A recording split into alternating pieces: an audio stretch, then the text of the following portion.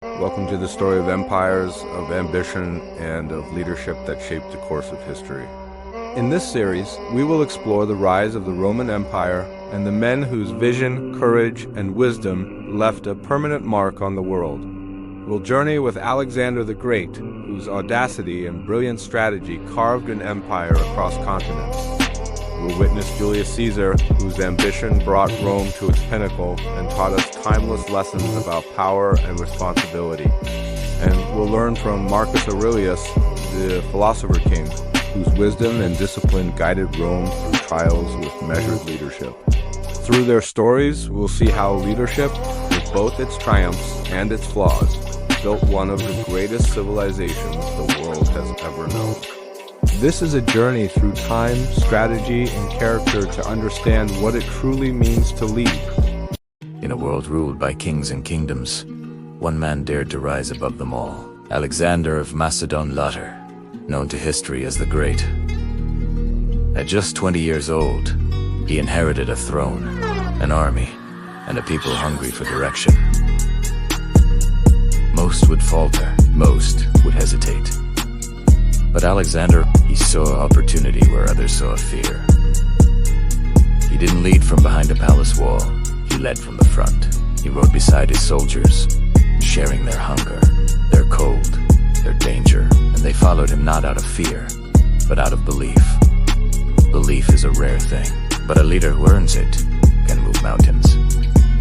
And Alexander moved more than mountains, he moved empires. Knowledge was his companion as much as courage. Even a king must learn.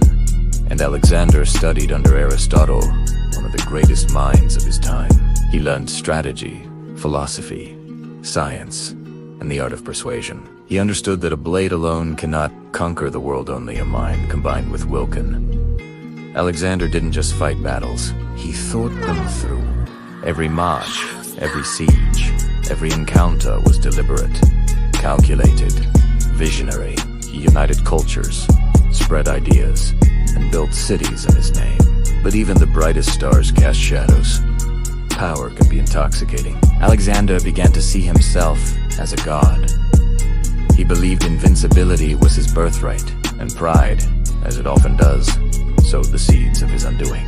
He achieved more by the age of 32 than most could in a lifetime. Yet, he died young, and his empire, built around his singular presence, crumbled almost immediately. Why? Because leadership is not just about being followed it. It's about creating others who can lead when you're gone. Alexander had armies, yes, but no successors strong enough to carry the vision. He conquered the world, but failed to sustain it. Greatness is fragile. It isn't measured by the lands you take, but by the lives you inspire, the minds you shape, and the legacy you leave. Alexander's story is a powerful reminder. True leaders are forged in both courage and wisdom. They listen as much as they command. They teach as much as they act. They build more than they destroy. When you follow blindly, even the strongest can fall. But when you lead wisely, even the smallest effort can echo across centuries. Alexander's victories were legendary. His tactics have been studied for millennia. Yet, his empire was like a castle, built on sand, without nurturing others to lead. Greatness fades, and this is the lesson the world remembers: not the empire he conquered, but the fragility of power without purpose. Leadership is more than conquest. It is vision made tangible, courage made actionable, and wisdom made lasting. It is about lifting others as you rise, and inspiring those who will follow long after you are gone. Alexander's story is a mirror. In it, we see what brilliance can achieve, and what hubris can destroy. We see that true greatness isn't found in titles or fear, but in creating something enduring, something bigger than oneself. The lesson echoes still. Lead with knowledge, act with courage, and build with purpose. Leave tot heirs up, teach what you know, and leave a legacy that outlives you. Alexander conquered lands, but he could not conquer time. His name survived because the world recorded it. But the empire that belonged to the people he failed to prepare for a future without him. And yet, his life still inspires, because even flawed greatness can illuminate the path for those who follow. The story is simple, yet profound.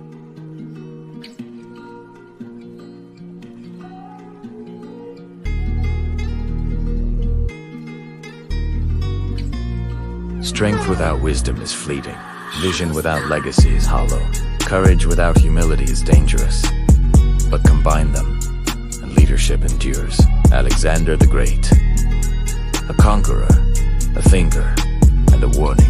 His life teaches us that to lead is not merely to dominate, but to inspire, to teach, and to endure. The empire built in hearts, minds, and character lasts far longer than the one carved in stone. In the heart of the ancient world, a man rose above the noise of the Senate, the streets, and the battlefield. Gaius Julius Caesar. He wasn't born a king, yet he seized control of a republic on the brink of chaos, not through heritage, but through vision, courage, and relentless ambition. His early life was marked by danger, but he built unbreakable loyalty with his men. They followed him because they believed in his leadership. But Caesar's story isn't just about conquest, it's about the fire of ambition. When he returned to Rome, victorious and loved by the people, the Senate feared him. He declared himself dictator for life, and the very brilliance that lifted him up became the instrument of his downfall. On the Ides of March, he was struck down by men he trusted. Caesar's life teaches us that leadership is fragile. Ambition, unchecked, can destroy even the greatest among us. His legacy endures, but his fall is a timeless warning. After Julius Caesar's death, Rome teetered on the brink of chaos. What had been a republic was now an empire, vast, powerful, and restless. Caesar's fall didn't extinguish Rome's ambition, it ignited it. From the turmoil, his heir, Octavian, later known as Augustus, rose to become Rome's first emperor. Under his rule, the empire's reach stretched across Europe, Africa, and Asia, from the golden sands of Egypt to the misty forests of Britain. This era, the Pax Romana, or Roman peace, brought 2 centuries of relative stability and prosperity. But even in peace, an empire demands strong leadership, men who could command not just with the sword, but with their minds. Over the centuries, emperors came and went. Some were glorious, others were cruel. But among them stood one unlike any other, a ruler guided not by ego or conquest, but by philosophy. His name was Marcus Aurelius. Born in 121 AD, Marcus Aurelius was not born to rule, but to think. He immersed himself in the teachings of Stoic philosophers, men who believed true strength came from mastering oneself. When destiny called him to the throne, he brought those lessons with him. As emperor, Marcus faced relentless war along the empire's northern borders. The legions clashed with Germanic tribes on frozen frontiers. Yet, even amidst the clamor of swords and shields, Marcus wrote, "Waste no more time arguing what a good man should be. Be one." In his personal writings, known today as Meditations, he reflected on duty, virtue, and mortality. He didn't see himself as a god or a conqueror, but as a servant of Rome and a student of reason. Imagine him, a weary emperor in his tent, riding by torchlight, seeking clarity amid the chaos of war. Under his leadership, the empire remained strong, not just through battle, but through discipline, justice, and wisdom. Marcus Aurelius believed that true power stemmed not from fear, but from character. He ruled with compassion, even when surrounded by corruption and conflict. Yet even the greatest empires fade.